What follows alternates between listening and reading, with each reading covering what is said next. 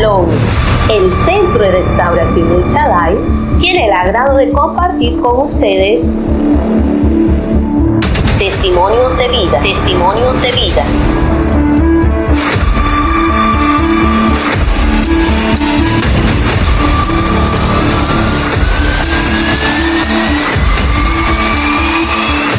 Dios es nuestro amparo, nuestra fortaleza y nuestro pronto auxilio en la tribulación. El Rey de Gloria que está en medio de nosotros en este hermoso día quiere compartir con ustedes a través de la vida de mi hermana Stephanie sobre las cosas que Dios puede hacer cuando decidimos que Él sea nuestra fortaleza. Hermana Stephanie, bienvenida a Testimonios de Vida una vez más. Agradeciendo al Señor, ¿verdad?, por tu vida. También por todo lo que has hecho en los logros del avance de este proyecto. Aquí detrás de cámaras, mi hermana Stephanie ha colaborado en impulsar el programa de Testimonios de Vida, así que le damos las gracias. Pero hoy te corresponde a ti compartir con los hermanos. Stephanie, ¿cómo llegaste al camino del Señor? ¿Cómo fue ese trato de Dios contigo? Que Dios les bendiga, buenas tardes. Bueno, el trato de Dios conmigo fue de una manera muy especial en mi adolescencia, porque tenía a alguien insistente. Recuerdo que pues todos en la vida como adolescentes llevamos una vida desordenada, algunos pues, llevamos la vida desordenada, y a mí me gustaba la música, pero no la música cristiana, la música del mundo. Mi vestimenta también era, por decirlo así, no de una manera muy correcta. ¿Y cómo me llama el Señor a los caminos? Por la pastora Yolanda Guerra, que para mí ella es un general de Dios. Amén. Así una es. Intercesora de Dios que yo respeto mucho y honro mucho. Y ella todos los días pasaba para la iglesia caminando, y ella me decía: Dios te bendiga, Stephanie, ¿cuándo nos acompañas a la iglesia? Y yo dije: por ahí voy. Pero el por ahí nunca llegaba. Y cada vez que había culto, ella me hacía la misma invitación. Hasta que un día, ¿cómo puedo decirlo? Estar frustrada por las situaciones que veías en casa. Pues yo no vengo de una familia nuclear, sino es una familia bastante pues desintegrada. Y como adolescentes, cuando llega la adolescencia, esto golpea nuestras vidas, porque deseamos tener el apoyo de el papá, la mamá o de alguien ahí constante. Entonces, al verme yo frustrada entre tanto problema, opté y dije: voy a tomar la decisión. Un jueves, me recuerdo que fue eso, cuando tomo la decisión de que tomo en serio el por ahí voy. Decidí y me vestí. No tenía faldas largas, no tenía camisas largas, no tenía nada que tapara el templo del Señor de una manera correcta. Y yo decía: pero ¿cómo si vienen a tu mente tantas preguntas y que, pero si me van a criticar, si me van a decir? La cosa es que yo tomé la decisión y me vestí. Recuerdo que ese día llegué a la iglesia con una camisa morada y una falda bastante pues que se tapaba. Y cuando voy llegando a la iglesia, pasa un amigo en el carro y me grita: se va a caer la iglesia. Y yo me detengo en medio camino y yo dije: ay, Dios mío, pero si es verdad. Imagínese el grado que yo me sentía tan pecadora que, que yo me detuve y me quedé así como que no, mejor me voy para atrás. Ya había caminado porque la distancia de mi casa a la iglesia está bastante lejos. En aquel entonces, cuando me congregaba con la pastora Yolanda, me iba a empezar a congregar, es la palabra. Cuando me detengo porque el amigo botó esa expresión, yo dije, pero si es verdad, ¿qué voy a hacer yo a ese lugar si pues los amigos me van a criticar? Voy a perder mis amistades, porque yo tenía un círculo de amistades. El barrio que va a decir. Y cuando estoy por regresarme, me pasa algo extraordinario, que escucho una voz que me dice, no lo hagas, sigue avanzando. Y yo miré para allá y miré para allá y busqué para todos lados y no veía a nadie. Pero como era bastante ignorante en eso, no podía entender si eran mis pensamientos o no tenía ese conocimiento. Cuando tomo la decisión de que sí es verdad, ¿qué más puede pasar si se cae? Expresé yo. Cuando llego allá, llego a una reunión, no era un culto, era una reunión de líderes que siempre se hacía para el cambio enseñar, del mes. enseñar a los líderes lo que había para las planificaciones y todo. Y cuando entro, me dice la pastora, ay, bienvenida, dice, tranquila, no hay culto, pero pasa, eres bienvenida. Como cuando te recibe, eres bienvenido en casa. Como cuando tu mamá te recibe con eso, a mí me flechó el corazón de una vez. Y yo me senté y me puse a escuchar, a observar todo lo que hacía. Cuando salía con pena. Dios mío, cuando el Señor empezó a trabajar en mí, yo recuerdo un día que yo iba para la tienda y llevaba un pantalón a la rodilla. Cuando yo voy en la bicicleta, yo sentía que habían miles de ojos mirándome. Y yo paré la bicicleta y yo me regresé. ¿Y sabe qué era? El Espíritu Santo trabajando en mí, haciéndome sentir que yo estaba desnuda.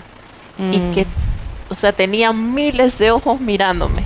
Y yo me regresé con mucha pena para mi casa. Y me cambié, me puse un pantalón largo y todo largo. Pero ese fue mi llamado, como yo acepté al Señor, como yo llegué, ahí me hicieron la oración, pues acepté al Señor. Ya tenía conocimiento de Él, pero no tenía, mis maestras de escuelas dominicales, ellas se mudaron, se casaron, la iglesia estuvo en reconstrucción y ellas se fueron. Entonces todo quedó así hasta que yo vi que ella pasaba. Y ella siempre insistió en mí. Y yo llegué ahí y el Espíritu de Dios fue transformando mi vida poco a poco. Mi léxico tampoco era muy bueno. Yo puedo decir de 10 palabras buenas, creo que las 9 eran malas y una buena. Entonces, el Señor transformó todo en mí, que a mí me cuesta decir una mala palabra, a mí me cuesta. Eso fue, yo le puedo decir que eso fue un cambio radical que Él hizo en mí. Y cuando, fueron pasando los días, le decía yo a mi abuela, abuela, yo quiero que tú me compres falda porque yo quiero ir a la iglesia.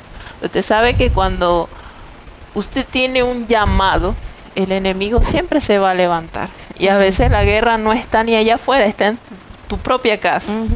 Y cuando yo llegaba a mi casa después del culto, porque empezó lo que le dicen el primer amor. Yo quería estar en todos lados. Yo quería ir a todas partes. Hasta a mí, recuerdo que se murió una señora en el barrio Y cuando yo llego, me dice la pastora, pero tú estás aquí. Digo yo, sí, yo voy al culto, yo voy porque se hacía un culto, ¿verdad? Estaba en ese primer amor. Y empecé a servir. Y recuerdo que la primera vez que a mí me dieron un micrófono, la primera adoración que yo canté fue Supe que me amabas, de Marcela Gándara.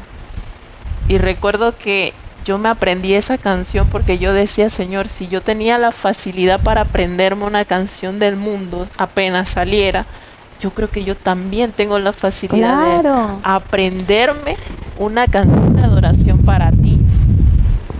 Y empecé a hacerlo, empecé a cantar. Y recuerdo que ese día habían personas que habían llegado nuevas a la iglesia y se acercaron a mí llorando. Dice, yo siempre escuché esa canción, pero nunca me había llegado tanto al corazón así, por la manera en que yo la abracé, la canción. Yo la abracé porque a veces nosotros buscamos llenar el vacío en tantas partes. Y como yo había dicho al principio, cuando tú eres adolescente, por eso es que cuando yo miro a los adolescentes, yo me identifico muchas veces porque ellos pasan por muchas circunstancias. Y hay quienes no tienen la fortaleza de pasar esos escalones. Y yo recuerdo que yo abrazaba esa canción y yo recuerdo ese texto que dice, aunque mi madre y mi padre a mí me dejare, Jehová con todo eso a mí me recogerá. Y yo sentí que el vacío que yo tenía, Dios lo llenó. Dios lo fue llenando, Dios fue sacando todo rencor, fue sacando toda tristeza, fue sacando toda amargura, porque había escuchado de Él, pero no había tenido un encuentro con Él en ese momento. Y cuando yo llego a ese lugar, pues me brindaron unos brazos que, nunca había encontrado. Y me brindaron ese cariño, ese amor. Es como por decirlo, encontraste una familia. Amén. Encontraste una familia que no es tu sangre, pero es como si fuera tu familia. Y me abrazaron tanto y el Señor me abrazó tanto que pues Dios hizo cosas en mí, restaurando el alma, restaurando el corazón, porque son golpes duros, muy duros, de los cuales pues tendremos otra oportunidad de conversar sobre ellos. Sí. Es bueno que nosotros podamos abrir las ventanas del corazón para compartir cosas como esta, porque es una de las situaciones, creo, que más lastiman el alma de la juventud, ver la desintegración, ¿verdad?, familiar, sentirse solos. Muchos tal vez no tienen la fuerza interior para superar eso, pero en Cristo Jesús hay fuerzas. En Cristo Jesús Él te dota para poder seguir adelante, y como decía Stephanie, llena los vacíos.